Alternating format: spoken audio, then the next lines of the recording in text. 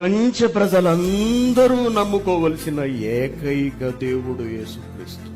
అందరూ నమ్మాలి. ఈ ప్రపంచ ప్రజలలో ఆయన నేల మీద ఈ భూమిపై ఆ దేశమని ఈ దేశమని కాకుండా, ఆ మతము ఈ మతం అని కాకుండా, ఆ మార్గము ఈ ధర్మము ఆ ధర్మము అని కాకుండా, ప్రపంచంలో పుట్టిన ఏ మనిషి అయినా సరే దేవుని దగ్గర శాశ్వతంగా జీవించాలి అంటే అటువంటి వ్యక్తి నమ్మవలసిన దేవుడు ఈ ప్రపంచంలో ఒకే ఒక్క దేవుడు, ఆయనే యేసుక్రీస్తు గారు.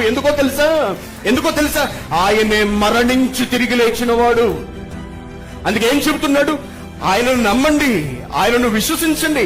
ఆయన రెండవ రాకడలో వచ్చినప్పుడు మనల్ని కూడా లేపుతారు, తండ్రి దగ్గర శాశ్వతంగా బ్రతికించడానికి తీసుకువెళ్ళిపోతారు.